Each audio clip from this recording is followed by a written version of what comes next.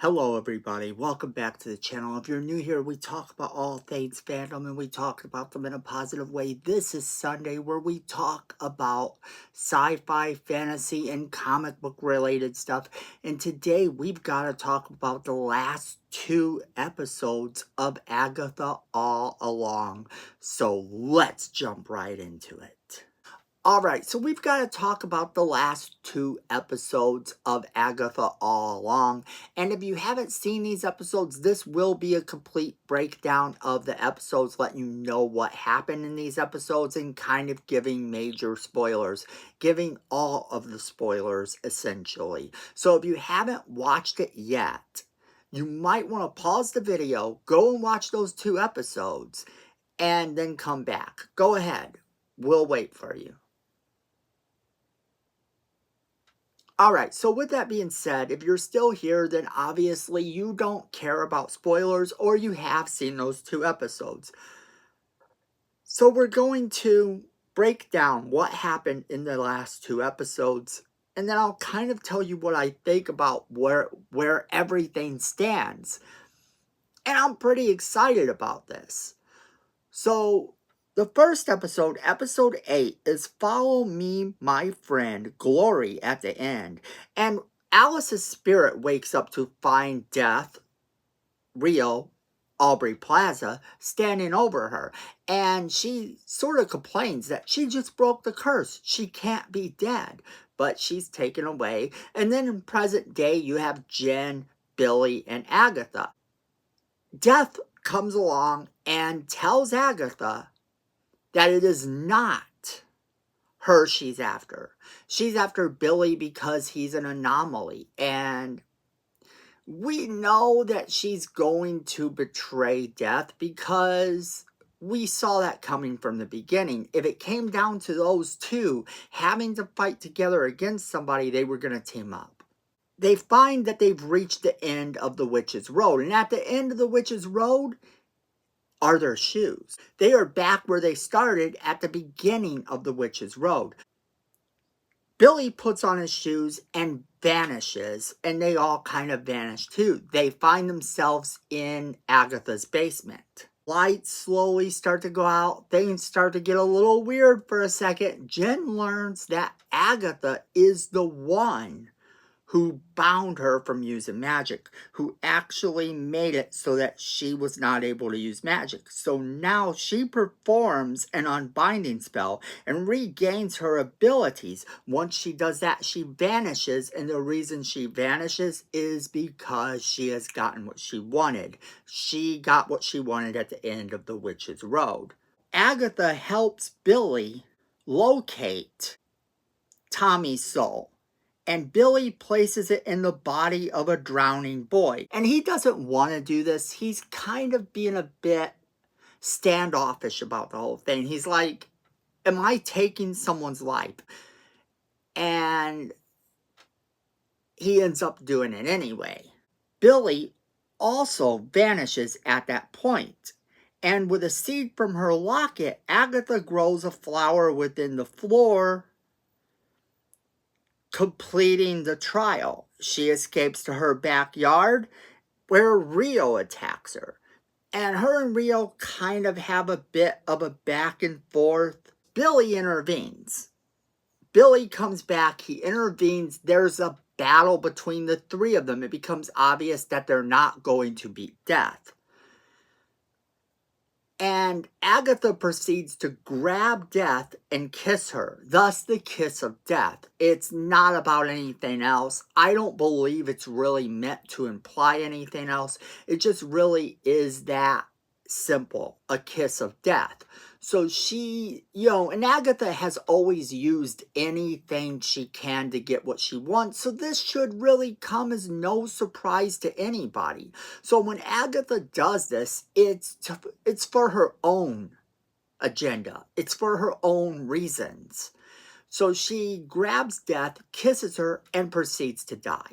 This means, of course, that Billy gets to live because once it becomes obvious that they're going to fight against her, she says, I'm taking one of you. I'm taking one of you, and that's that. And for a minute, it looks as though Agatha might be ready to betray Billy, but that doesn't happen. She suddenly just goes over and does that and makes sure that Billy lives. Death allows him to leave. He finds himself back in his house. And once he's entering his room, he realizes that all the objects in the room match the aspects of the road. And then he hears Agatha laughing. Now, this is kind of something that I found so cool because if you've ever seen the movie The Labyrinth, this is sort of that type of vibe. A lot of the toys that she has in the room, the stuffed animals, the different things, if you watch the beginning of the movie, they're the same things she encounters along the way. And it's really fun when things do that. And it sort of is this really cool thing to do. It made a nice twist and I loved it. So the episode ends with him hearing her laughing. He turns around and he just backs up and he's afraid. That brings us into episode 9, Maiden Mother Crone. It starts off with a flashback to 1750, where Agatha gives birth to Nicholas, but is warned by Death that he doesn't have much time. She can give him a little bit of time, but eventually she's going to have to take him. Agatha responds by spending the next 6 years of this kid's life killing other witches to gain their power. She wants to be the most powerful witch she can be, presumably to protect him and keep him alive. Together they create a song about the Witch's Road, the song that ultimately is the song we hear throughout the series. Now, the kid is performing it at various places, and what happens is people start to hear it. People start to believe it. People start to think that this is a thing. Covens start to ask about how they can get here to the Witch's Road to gain what they want. So they're using this to lower them away and kill them. And it's amazing because this works so well for Agatha's character. And you can kind of see her spiraling a little bit throughout it because they do this until one day the boy is dead. She wakes up from her sleep and Death has taken him. And she knows. And she can't forgive Death for this. That's where that whole thing comes from with Agatha and Death, where she can't forgive her. So she's mad about that. So she continues on doing this, taking witches to the Witch's Road to actually kill them. She knows what she's doing. She's letting them guide themselves. The road isn't real. It's whatever they make it to be. But there is no road up until this point because they're imagining their own road. She's taking them to a secluded area and getting rid of them. So there isn't any road up until this point. That is where we get back to Agatha and Billy, because she appears and she's a ghost. She's dead. She's a ghost and he can see her. He realizes that when he sees her now and he thinks about everything she said, that there is no Witch's Road. It was all him. He did all this. He remembers everything she ever said to him and all the things that she seemed to know and do. And he realizes that the Witch's Road wasn't real until he made it real. He was the one who did all of this through magic. So she never thought it was real until he did this. And then she tells him that she was going to kill them all the first night in her basement. She was going to kill them all the first night in her basement. That was going to be that. Only then, magically, the road actually appeared. Billy returns to Westview and tries to banish Agatha. And when he does this, she kind of reveals to him that she's afraid. And he knows what she's afraid of. She's afraid to face her kid. She's afraid to face Nicholas. She's afraid to do this. He kind of relents in killing her. He decides not to kill her, and instead he lets her live. So when he lets her live, she becomes his guide. She says that she'll help him to find Tommy. So they seal the entrance to the road and record all the names of the witches who died along this journey they just went on. And she agrees to help him go find Tommy. Now, I love these 2 episodes because what they did here was they made Agatha and Billy have to work together. They made it so that you knew that Agatha was a flawed character. Yes, she was selfish, she was mean, she was vindictive, and she would do anything she could to get what she wanted. But the real thing here was that she was also willing to be human. She was also willing to help somebody and put someone else's needs in front of hers. It cost her her life, but due to her power, she is able to live on as a ghost. My guess is that eventually she will get another body because we do know she is scheduled to appear in the MCU eventually. And the fact that she is going to help him find Tommy and they are going to bring Tommy into the fold, that's something that's really cool too, because now this is sort of the way that you can bring the Scarlet Witch back. You can bring in all of this stuff, all of these things that need to be brought in still.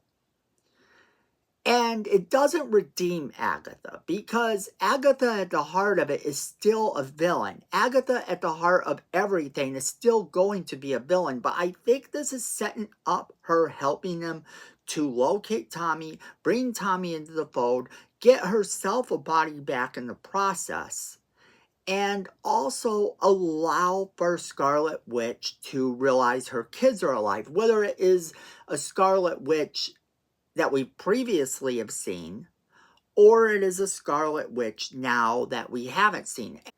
And I think it's going to be one we haven't seen. And the reason I say it's going to be one we haven't seen is because Battle World is coming up. The Secret Wars is coming up. Granted, we have to get past Doomsday first, but whatever happens in Doomsday is setting up all of this other stuff. And that's supposed to come out before anything else that's majorly happening in the MCU. We're going to get 1 or 2 projects in the NAT, and that's kind of what's happening. So these little projects that are leading up to that happening are going to be game changers. But it's also going to allow for Tommy to be back, for Billy to be back, for Wanda to have her kids. And my guess is that somehow this will involve Vision. Whether or not we get something from Vision before that, where possibly Vision is setting up his own little family dynamic, and we get something to do with Vision and all of that, I think that would be really cool too, but I don't know that they'll do that. That story was a bit isolated in terms of what they could do with it, but I think that this is definitely leading us into Doomsday and leading us into the Secret Wars, where we will get more of the same, where we will get other versions of Scarlet Witch appearing, and these versions of Scarlet Witch will now have her children, and Vision will be back, and all of this is starting to come together with the end of the multiverse finally in sight. We can actually see where it's going to end, so we don't have to worry too much longer about all the multiverse stuff. And that's why I think things like Spider-Man is changing the way that's doing that. Why the Venom project has ended over at Sony. Why a whole lot of things are coming to an end. It's starting to feel like they're tying it up. And that sort of began with the Deadpool movie, with Deadpool and Wolverine. And if you know what happened there, you kind of know what was going on, you know what they were doing, and it's very cool. All of this is sort of leading up to something really cool, and I can't wait for it. So that is where I'm going to leave it off to you guys. I want to know what you guys think. Did you like this series? Did you hate it? Do you think it's going to lead to bigger and better things? As always, we want to know what you guys think, so make sure you are leaving us that comment in the comment box below, letting us know what you think. Also, don't forget to share this video with all of your friends. They're going to want to be a part of this conversation as well. And then make sure you hit that like button. It's free, it helps the channel, and we really do appreciate it. And then Miko says we need more subscribers. And look at this face. You don't want to disappoint Miko, so go ahead and hit that subscribe button. Hit that notification bell while you're down there so you don't miss a single video we do.